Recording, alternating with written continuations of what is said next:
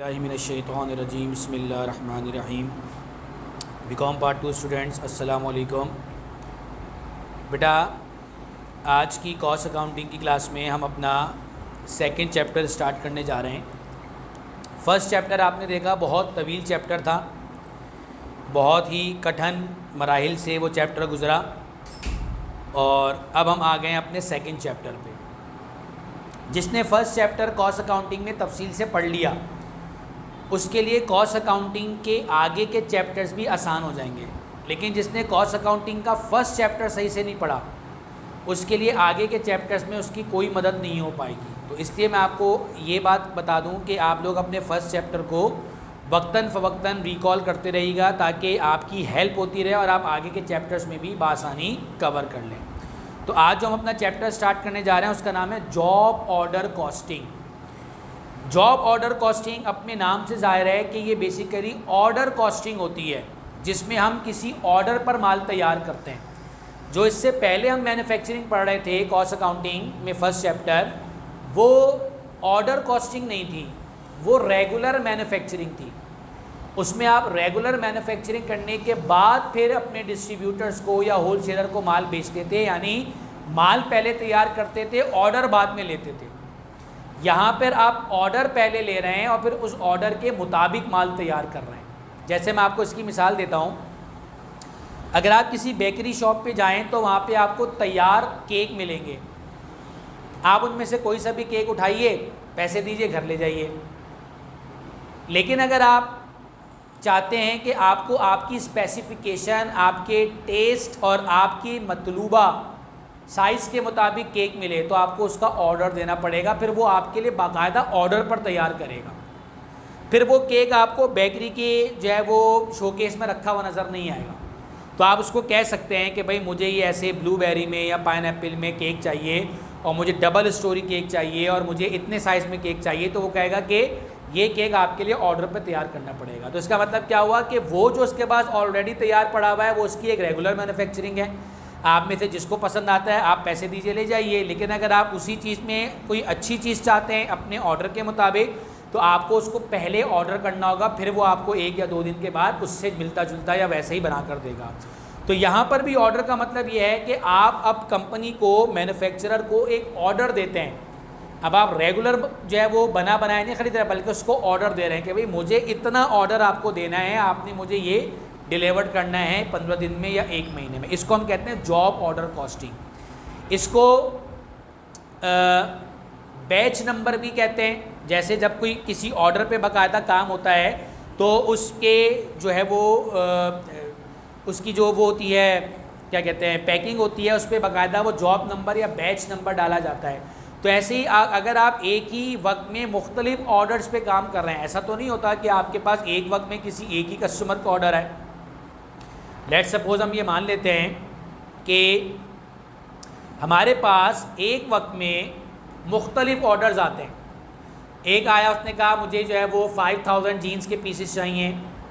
एक ने कहा कि मुझे 2000 पीसेस चाहिए जीन्स के। एक ने कहा कि मुझे 3000 पीसेस चाहिए जीन्स की पैंट के। साइज़ अलग, कलर अलग, मटेरियल अलग। तो अब आप एक ही फैक्ट्री में रह के डिफरेंट कस्टमर के डिफरेंट ऑर्डर्स पे काम कर रहे हैं, जो कि आप एक दूसरे से मिला भी नहीं सकते, एक दूसरे पे जो है वो मिक्स नहीं कर सकते। तो अब आपको हर कस्टमर के ऑर्डर का अलग अलग नंबर नोट करना होगा कि इसका ऑर्डर इसमें मिक्स ना हो जाए और इसका ऑर्डर इसमें मिक्स ना हो जाए।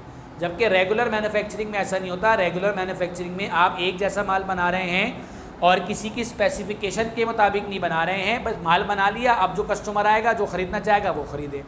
ऑर्डर का माल ऑर्डर के मुताबिक बनाया जाता है। अच्छा, अब इसमें करना क्या है? कॉन्सेप्ट सारे वही हैं जो आपके फर्स्ट चैप्टर के थे। हाँ, इसके अंदर जो इंपॉर्टेंट चीज़ है वो ये कि इसके अंदर ज़्यादातर काम एंट्रीज़ का है, बट ये काम शुरू में है एंट्रीज़ का। उसके बाद आगे जाके ये चैप्टर भी काफ़ी जो है ना वो खौफनाक होगा।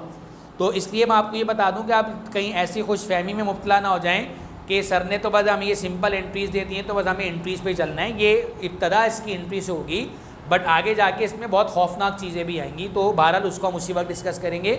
लेकिन आप लोग अपने फ़र्स्ट चैप्टर में बहुत जो है वो डिटेल में चीज़ें पढ़ चुके हैं, इसलिए हिम्मत तो आपने भी नहीं हारनी और घबराना नहीं है। सही है। आइए सबसे पहले आपको एंट्रीज़ का फॉर्मेट दिया हुआ है, इस पहले एंट्रीज़ के फॉर्मेट को डिस्कस करते हैं। जब आप डायरेक्ट या इनडायरेक्ट मटेरियल परचेज करते हैं तो उसकी क्या एंट्री बनती है? उसकी एंट्री बनती है material control account debit, account payable credit या कैश क्रेडिट। डिपेंड करता है कि आपने उधार पे ख़रीदा है या कैश पे ख़रीदा है। But remember, there is no difference between direct material and indirect material at the time of purchase. Purchase का क्या मतलब है कि मैंने जो है वो मार्केट से इतना माल परचेज किया, सही है। अब दायरा जब मैं मार्केट जा रहा हूँ माल परचेज करने के लिए तो मैं कुछ डायरेक्ट भी परचेज करके ला रहा हूँ, मैं इनडायरेक्ट भी परचेज करके ला रहा हूँ। तो जिस वक्त मैं ये परचेज करूँगा डायरेक्ट और इनडायरेक्ट, इन दोनों में कोई फ़र्क नहीं होगा। मैं डायरेक्ट एक एंट्री बनाऊँगा material control account debit and account payable credit, यानी इसी में डायरेक्ट भी शामिल है और इनडायरेक्ट भी शामिल है। अगर यही मटीरियल ख़राब निकलता है, मैं वापस करता हूँ, तो चाहे मैं डायरेक्ट वापस करूँ या इनडायरेक्ट वापस करूँ, एंट्री क्या बन जाएगी? पहली वाली एंट्री की रिवर्स बन जाएगी, सही है। अच्छा, मटेरियल परचेज करने का मतलब क्या है कि ख़रीद कर लिया है, गोदाम में डाल दिया। अब एक बार ज़रा जहन में रखिएगा कॉन्सेप्ट क्या होता है। हम जो भी मटेरियल परचेज़ करते हैं, चाहे वो डायरेक्ट खरीद परचेज़ करें या इनडायरेक्ट परचेज़ करें, परचेज़ करके हम उसको गोदाम में डाल देते हैं। फिर वो जो हमारी फैक्ट्री है ना, जहाँ पे मज़दूर काम कर रहे हैं, वहाँ पे हमें सुपरवाइज़र कहता है, वहाँ या फैक्ट्री जो प्रोडक्शन को लुक आफ्टर करने वाला है, वो शख्स हमको एक रिक्विजिशन देता है गोदाम वाले को, जो गोदाम का सुपरवाइज़र है, कि भाई मुझे इतना डायरेक्ट और इतना इनडायरेक्ट मटेरियल इशू कर दो फैक्ट्री में। अब गोदाम अलग है, जहाँ पे फैक्ट्री में काम हो रहा है, जहाँ प्रोडक्शन हो रही है, वो अलग है। जब जब फैक्ट्री वालों को मटेरियल की ज़रूरत पड़ेगी तो वो अपने एक परफॉर्मा पेज के ऊपर बता देंगे कि हमें इतना डायरेक्ट मटेरियल दे दो, इतना इनडायरेक्ट मटेरियल दे दो, और ये मटेरियल रिक्विजिशन गोदाम वाला है उसको उसके मुताबिक फैक्ट्री को इशू कर देगा। तो देखो, अब तक जो मैंने दो बातें आपको बताया वो परचेज करने से रिलेटेड, परचेज करके गोदाम में डाल लिया। अब वो कहता है कि direct material issued to job. Issued to job का मतलब इशूड टू फैक्ट्री, कि whenever we issued direct material to the job, whenever we issued direct material to the factory, तो अब उसकी क्या एंट्री बनेगी? उसकी एंट्री बनेगी work in process debit and material control account credit. But on the other end, यही अगर indirect material issue करते हैं आप जॉब पे, एंट्री नंबर 4, तो वहाँ पे क्या एंट्री बनेगी? Factory overhead debit material control account credit. अब सर ये नंबर 3 और नंबर 4 में फ़र्क क्या है? तो बेटा नंबर 3 और नंबर 4 में फ़र्क यह है कि नंबर 3 डायरेक्ट मटेरियल को रिप्रेजेंट कर रहा है, नंबर 4 इनडायरेक्ट मटेरियल को रिप्रेजेंट कर रहा है। तो फिर सर नंबर 1 क्या है? नंबर 1 में भी तो डायरेक्ट और इनडायरेक्ट मटेरियल था ना। तो मैंने आपको क्या कहा था कि ये जब मटेरियल हम परचेज करके गोदाम में लाएंगे उस वक्त तो इन दोनों में कोई फ़र्क नहीं रखेंगे, इसको हम एक ही अकाउंट से चार्ज करेंगे। बट जब हम इसको गोदाम से फैक्ट्री को इशू करेंगे माल प्रोडक्ट बनाने के लिए, तो डायरेक्ट को अलग ट्रीट करेंगे, इनडायरेक्ट को अलग ट्रीट करेंगे। और आपको ये बात मालूम है कि मैं आपको बता चुका हूँ कि all indirect cost is considered as FOH। इसलिए आप देख सकते हैं कि इनडायरेक्ट मटेरियल को मैंने फैक्ट्री ओवरहेड में डाल दिया और क्रेडिट में आ गया material control account, but direct material को मैंने डाला वर्क इन प्रोसेस में। तो हम ये कह सकते हैं कि all direct cost will be charge to work in process account and all indirect cost will be charge to factory overhead account. Clear होगी बात? इसके बाद नंबर 5 देखें तो उसमें कहता है direct labour assign to job. तो अगेन डायरेक्ट लेबर के लिए आप एंट्री बना देंगे वर्क इन प्रोसेस डेबिट, क्योंकि हर direct cost work in process से चार्ज होगी, और factory payroll credit. Why factory payroll credit? क्योंकि लेबर का मतलब है कि ये काम करने वालों के पैसे, उनकी उजरत, उनकी तनख्वाह, और ये तनख्वाह जहाँ पर बनाई जाती है, जिस रजिस्टर में बनाते हैं उसको हम पेरोल बोलते हैं। तो इसलिए लेबर मटेरियल के लिए तो क्रेडिट में लिखेंगे मटेरियल कंट्रोल अकाउंट, लेकिन लेबर के लिए क्रेडिट में लिखेंगे factory payroll. But on the other end, यही अगर इनडायरेक्ट लेबर होगी तो इनडायरेक्ट के लिए फिर मैं क्या वर्ड यूज़ करूँगा? Factory overhead. यानी चाहे डायरेक्ट मटेरियल हो या डायरेक्ट लेबर हो, डायरेक्ट के लिए मैं वर्क इन प्रोसेस की टर्म यूज़ करूँगा, चाहे इनडायरेक्ट मटेरियल हो या इनडायरेक्ट लेबर हो, इनडायरेक्ट के लिए मैं फैक्ट्री ओवरहेड की टर्म यूज़ करूँगा। तो जो फैक्ट्री ओवरहेड इनडायरेक्ट लेबर है वो हो जाएगा फैक्ट्री ओवरहेड डेबिट और फैक्ट्री पेरोल क्रेडिट। तो आप देख सकते हैं बेटा डायरेक्ट और इनडायरेक्ट मटेरियल में भी क्रेडिट सेम है, यानी मटेरियल कंट्रोल अकाउंट, और डायरेक्ट और इनडायरेक्ट लेबर में भी क्रेडिट सेम है, और वो क्या है? Factory payroll. फिर इसके बाद है labour paid during the year. Paid का मतलब वो लेबर जो आपने अदा कर दी, और अमूमन होता यह है कि जो लेबर आप असाइन करते हैं वो ज़्यादा होती है, और जो पेड होती है वो या तो असाइन के बराबर होती है या फिर असाइन से कम होती है, असाइन से ज़्यादा नहीं हो सकती। तो जब लेबर आप पे कर देंगे तो जो फैक्ट्री पेरोल क्रेडिट में था वो डेबिट में आ जाएगा, और पेमेंट अगर आपने कैश से की है तो कैश क्रेडिट, चेक से की है तो बैंक क्रेडिट। फिर इसके बाद है FOH अप्लाइड। इसकी एंट्री भी क्या बन जाएगी, work in process debit and factory overhead applied credit, क्योंकि FOH अप्लाइड जो होते हैं वो भी डायरेक्ट कॉस्ट के ज़िम्मे में आएंगे। इसके बाद है डेप्रिसिएशन ऑन फिक्स एसेट। बेटा वैसे तो डेप्रिसिएशन की एंट्री बनती है depreciation expense debit, allowance for depreciation credit.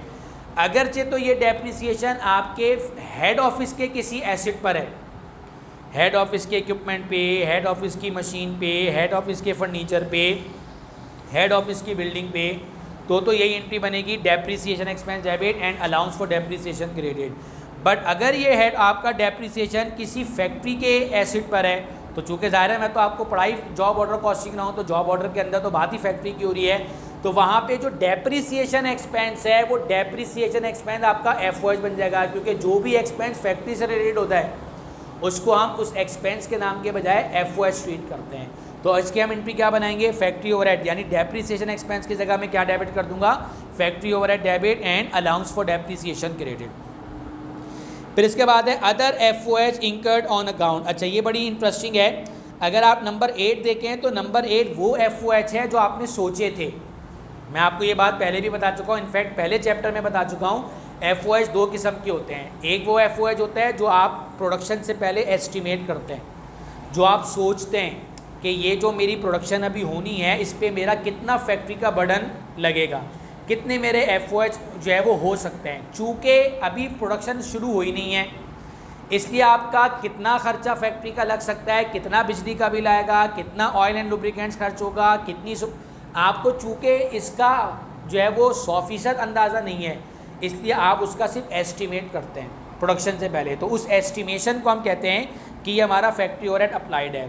But on the other and number 10 में लिखा है factory overhead incurred on account. ये इंकर्ड का मतलब है कि अब प्रोडक्शन हो चुकी, प्रोडक्शन मुकम्मल हो गई। अब प्रोडक्शन मुकम्मल होने के बाद वो जितने FOH लगे होंगे उसकी लिस्टिंग आपके सामने आ जाएगी। तो वो जो FOH प्रोडक्शन मुकम्मल होने के बाद जो लिस्टिंग आपके सामने आएगी उसको हम बोलेंगे कि ये हमारे FOH एक्चुअल है। तो वो जो आपको FOH एक्चुअल हैं उसी को हम क्या बोलते हैं, ये हमारे जो है वो इंकर्ड FOH है यानी एक्चुअल। और जो एक्चुअल की एंट्री बनती है वो बनती है फैक्ट्री ओवरहेड डेबिट। अगर आपने इनकी पेमेंट कर दी है तो कैश क्रेडिट, नहीं की तो अकाउंट पेबल क्रेडिट। फिर इसके बाद हाँ जॉब कंप्लीटेड। अच्छा अब अगर आप देखें तो मैंने 11, 12 और 13 इन तीनों पे मैंने एक बार बनाया हुआ है, या यूँ समझिए कि मैंने हाईलाइट किया हुआ है। ये मैंने हाईलाइट क्यों किया हुआ है, ये बहुत इंपॉर्टेंट है। यानी ये मैं आपको आज की क्लास में तो तफसील से नहीं बता पाऊँगा, ना इसकी ज़रूरत है, बट मैं आपको इतना बता दूँ कि इन आखिर की 3 एंट्रीज़ को हाईलाइट करने का मकसद ये है कि इन 3 एंट्रीज़ के बग़ैर आपका सवाल मुकम्मल नहीं होगा। मेरी बात को इंतहाई गौर से समझिएगा कि मैं कहना क्या चाह रहा हूँ। इन 3 एंट्रीज़ के बग़ैर आपका सवाल मुकम्मल नहीं होगा, एक बात। दूसरी बात ये कि 1 से लेकर 10 तक कोई भी एंट्री आगे पीछे बना सकते हैं आप। 1 के बाद उसने 3 दे दी, 3 बना ली, उसने 5 दे दी, हमने 5 बना ली, फिर उसने 2 दे दी, 2 बना ली, फिर 8 दे दी तो 8 बना ली, फिर 7 दे दी, फिर 10 दे दी। 1 से 10 तक आप जितना भी उसको आगे पीछे कर सकते हैं कर दीजिए, कोई मसला नहीं है। लेकिन 11, 12 और 13 ये वो एंट्री है जो इसी सीक्वेंस से ही बनेगी। यानी 11 से पहले ना 12 बन सकती है और ना 11, 12 से पहले 13 बन सकती है। लाजिम है कि पहले 11 बनेगी, फिर 12 बनेगी और फिर 13 बनेगी। तो 11 एंट्री में क्या कहती है कि आपने अपना काम मुकम्मल कर लिया, यानी जॉब कंप्लीट हो गई, यानी गुड्स फिनिश हो गई। ये बेसिकली वही है जो फर्स्ट चैप्टर में जिसको कहते हैं cost of finish goods manufactured. और फिर जब स्टेटमेंट के बाद आपका आखिर में एक आंसर आता था और एक सवाल भी ऐसा आया था जिसमें उसने एंट्री पूछी थी, तो वो मैंने वहाँ नहीं बताई थी, मैंने कहा था वो मैं यहाँ पे बता दूंगा। तो ये बेसिकली जॉब कंप्लीटेड को अगर हम फर्स्ट ईयर के चैप्टर से रिलेट करें तो बेसिकली ये बनता है कॉस्ट ऑफ गुड्स मैन्युफैक्चर्ड। तो कॉस्ट ऑफ गुड्स मैन्युफैक्चर्ड को एंट्री की शक्ल में हम कैसे बनाएंगे, finish goods debit and work in process credit. देखो बेटा, जब तक काम चल रहा था जॉब पर मटेरियल लेबर ओवरहेड इशू हो रहे थे, हम वर्क इन प्रोसेस को डेबिट कर रहे थे। लेकिन जब ये काम मुकम्मल हो गया तो अब मुकम्मल होने का मतलब है वर्क इन प्रोसेस ख़त्म है, फिनिश गुड डेबिट में आ गया और वर्क इन प्रोसेस क्रेडिट में चला गया। इसका मतलब क्या हुआ नंबर 11 का कि जॉब मुकम्मल हो गई। नंबर 12 का मतलब ये है कॉस्ट ऑफ गुड्स सोल्ड। जो जॉब कंप्लीट हो गई उसमें से कितनी मालियत की जॉब्स फ़रोख्त हो गई। उसूलन तो ये होना चाहिए ना कि अगर आप मिसाल के तौर पे लोगों के ऑर्डर्स पे काम कर रहे हैं तो आपने लोगों को एक टाइम फ्रेम भी दिया होगा कि भाई ये आपका ये ऑर्डर इस तारीख को मुकम्मल हो जाएगा। तो जैसे जैसे मुकम्मल होता जाए लोग आते जाएँ अपना ऑर्डर लेते जाएँ, तो इसका मतलब है आपके पास तो कुछ बचेगा ही नहीं। ऑर्डर होता गया, मुकम्मल होता गया, आप डिस्पैच करते रहे।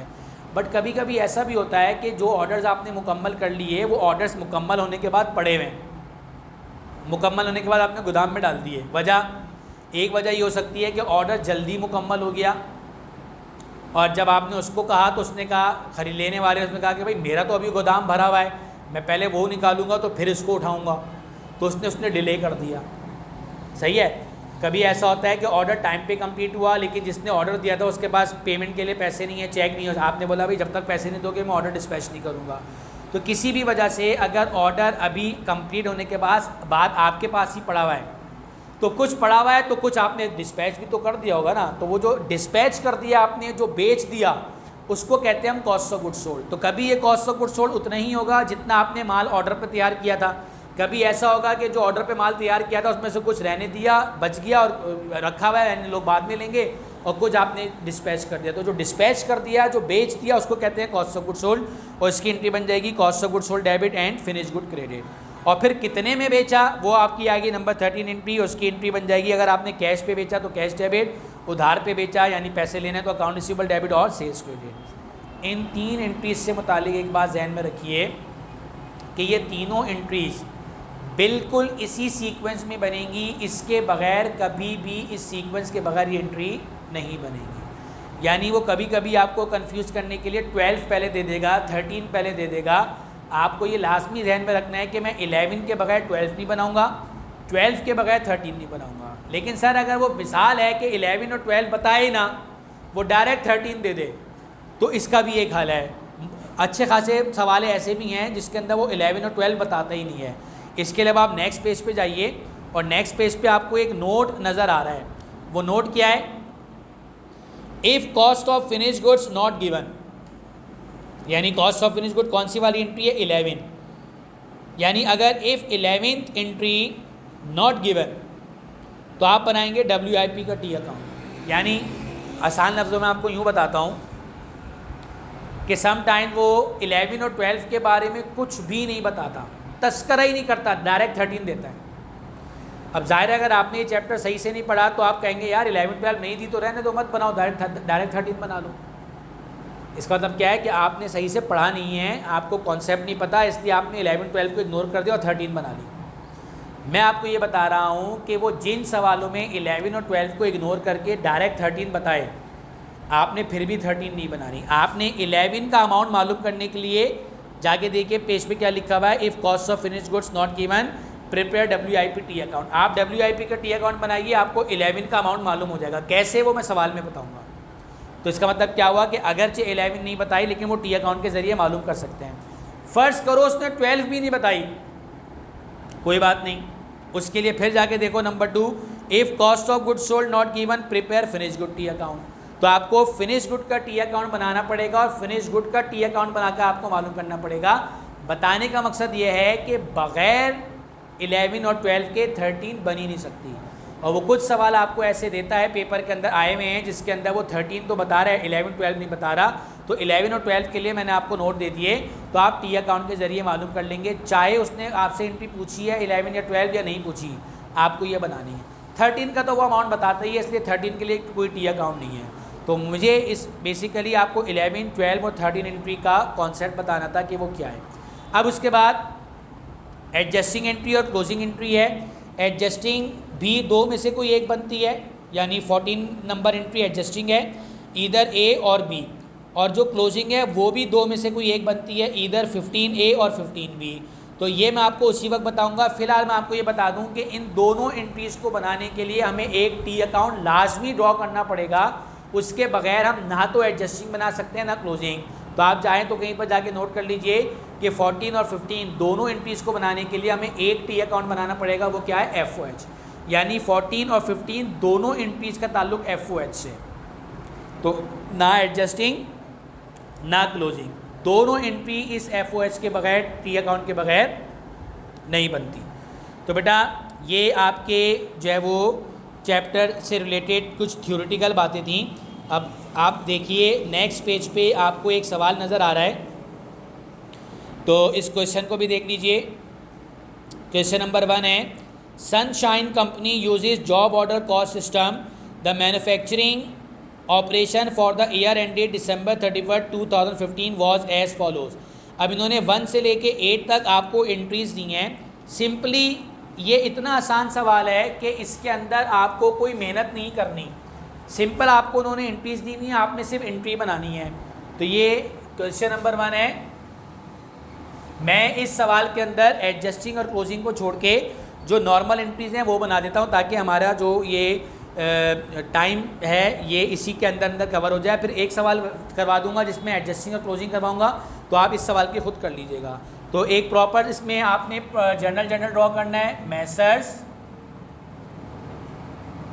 सनशाइन कंपनी, और बनाने क्या जा रहे हैं हम? General journal.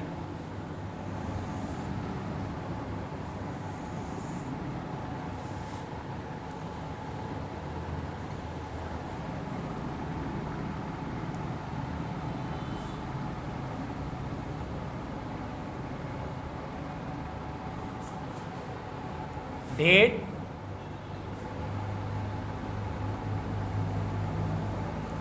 Particulars, PR, debit and credit. सही है जी। अच्छा, अब मैं 1 बाय 1 इसकी एंट्री पढ़ूंगा, आपने अपने फॉर्मेट में जाकर देखनी है कि कौन सी एंट्री है। तो पहली एंट्री है purchase raw material on account 75,000, जबकि उसमें उसने ये बताया ही नहीं है कि इसमें मटेरियल में डायरेक्ट कितना और इनडायरेक्ट कितना। अगर बता भी देता तो हमें क्या करना था, क्योंकि पहली एंट्री जिसमें आप परचेज़ करते हैं मटेरियल, तो परचेज़ करते वक्त डायरेक्ट और इनडायरेक्ट की कोई तमीज़ नहीं होती, सब एक ही जो है वो अकाउंट में डाले जाते हैं। तो क्या एंट्री बन जाएगी इसकी? Number 1 material control account debit and account payable credit. Narration बेटा बहुत सिंपल है, मैं आपको ज़बानी बता रहा हूँ, आप खुद लिखिएगा। तो record purchase material on account कितना? 75,000। चलिए, इसके बाद नंबर 2 में कहता है material issued to factory of ₹60,000 of which ₹15,000 was for indirect material. कहता है टोटल 60,000 रुपये का मटेरियल आपने गोदाम से फैक्ट्री में इशू किया, लेकिन उसमें 15,000 इनडायरेक्ट है। तो 60 में से अगर 15 इनडायरेक्ट है तो 45 डायरेक्ट हो गया। अब अगर आप अपने एंट्री के फॉर्मेट में जाएं तो एंट्री में तो डायरेक्ट की अलग एंट्री मैंने बनवाई है, इनडायरेक्ट की अलग बनवाई है, लेकिन अगर वो एंट्री ट्रांजैक्शन में एक साथ दे दे तो आप एक साथ भी बना सकते हैं। तो पहले हम बात करते हैं डायरेक्ट मटेरियल की। बताइए डायरेक्ट मटेरियल के लिए क्या एंट्री बनती है? वर्क इन प्रोसेस डेबिट, 60 में से 15 माइनस कर दिए तो 45,000 डायरेक्ट मटेरियल हो गया। और क्रेडिट में क्या आएगा? Material control account. अभी मैं क्रेडिट नहीं लिख रहा। अब आ जाओ इनडायरेक्ट मटेरियल की क्या एंट्री बनती है? फैक्ट्री ओवरहेड डेबिट यानी FOH डेबिट, और वो इनडायरेक्ट मटेरियल कितने आपका? 15,000। लेकिन इन दोनों एंट्रीज में जो क्रेडिट है वो कॉमन है, दोनों का कॉमन क्रेडिट क्या है? Material control account. इसलिए मैं सिर्फ एक ही मरतबा लिख दूंगा तो काफ़ी हो जाएगा। तो ये लिखा मैंने मटेरियल कंट्रोल अकाउंट 45 और 15 60,000। तो इसका मतलब है कि आप डायरेक्ट और इनडायरेक्ट की एंट्री को कॉमन करके एक भी बना सकते हैं, और नरेशन बन जाएगी to record issued direct material and indirect material. इसके बाद नंबर 3 है direct labour cost incur ₹80,000 and ₹8,000 indirect labour. अब जहन में रखिएगा कि ये 80,000 अलग है, और चूंकि उसने बोला बीच में एंड इनडायरेक्ट लेबर, तो वो जो इनडायरेक्ट लेबर है 8,000 वो अलग है। तो डायरेक्ट लेबर की अलग एंट्री बनेगी, इनडायरेक्ट लेबर की अलग एंट्री बनेगी। तो बताइए, चूँकि ट्रांजैक्शन एक ही है तो हम उसको एक ही साथ बना लेंगे। तो जाके देखिए डायरेक्ट लेबर की क्या एंट्री बनती है, work in process debit and factory payroll credit. Work in process debit कितना, डायरेक्ट लेबर 80,000, अभी मैं क्रेडिट नहीं कर रहा। अब इनडायरेक्ट लेबर के लिए क्या एंट्री बनती है, फैक्ट्री ओवरहेड डेबिट और फैक्ट्री पेरोल क्रेडिट। तो चूंकि दोनों का क्रेडिट कॉमन है तो मैंने डेबिट को अलग अलग कर दिया, अब मैं क्रेडिट को एक साथ लिख दूंगा, कितना, 88,000। चलिए इसके बाद है factory overhead application rate was 80% on direct labour cost, यानी एफओएच अप्लाइड वाली एंट्री। जाके देखिए क्या एंट्री बनती है एफओएच अप्लाइड की, work in process debit and FOH applied credit. अच्छा अब ये लेना कितना है, जो डायरेक्ट लेबर है उसका 80% लेना है, तो ये आपने लिखा 80,000 का 80%, कितना आ जाएगा ये, 64,000। फिर इसके बाद नंबर 5 में कहते हैं factory overhead cost incurred on account. अब ये जो factory overhead cost incurred on account है, ये फैक्ट्री ओवरहेड एक्चुअल वाली एंट्री हो गई। जाके देखिए क्या एंट्री बनती है, number 5 factory overhead debit and account payable credit, कितना अमाउंट, 50,000। फिर इसके बाद कॉस्ट ऑफ जॉब कंप्लीटेड, बस ये आपकी आ गई वो 11वीं एंट्री। अब आप ये तय है कि 11वीं 12वीं और 13वीं ये तीनों एक साथ बनेंगे, और इस सवाल के अंदर उसने तीनों दी हुई हैं, इसलिए इसमें कोई घबराने वाली बात है भी नहीं। तो कॉस्ट ऑफ जॉब कंप्लीटेड यानी फिनिश गुड, तो ये आ गई आपकी क्या एंट्री बनेगी, number 6 finished goods debit and work in process credit, यानी कितने का माल जो है वो फिनिश हो गया, 1,80,000। अगर नहीं बताता हमें ये एंट्री तो फिर हम उसका टी अकाउंट बनाते हैं। फिर इसके बाद नंबर 7 है कॉस्ट ऑफ जॉब सोल्ड 1,60,000 यानी कॉस्ट ऑफ गुड सोल्ड, तो ये आप इसकी एंट्री बना देंगे number 7 cost of good sold debit and finished goods credit, कितना amount, 1,60,000। And the last but not least number 8 sales on account यानी 13वीं एंट्री, तो ये आपकी एंट्री बन गई account receivable debit sales credit, और ये बन गई 2,10,000। तो बेटा हम अपने सवाल को यहीं पर स्टॉप करते हैं। वैसे इसकी एडजस्टिंग क्लोजिंग भी है, लेकिन चूँकि हमारी क्लास का टाइम हो गया ओवर, तो हम इसको यहीं पर स्टॉप करते हैं। कोई और दूसरा सवाल कराऊंगा, उसकी एडजस्टिंग और क्लोजिंग भी कराऊंगा, तो आप एक पेज छोड़ दीजिएगा, इसकी भी एडजस्टिंग क्लोजिंग आप लोग खुद कर लेगा। तो बेटा ये आपका न्यू चैप्टर स्टार्ट हो गया है, पहले चैप्टर की प्रैक्टिस करते रहिए। इंशाल्लाह आपसे अगले जो है वो क्लास में नए सबक के साथ फिर मुलाकात होगी। अपना बहुत ख्याल रखिएगा, इजाज़त दीजिए, अल्लाह हाफिज़।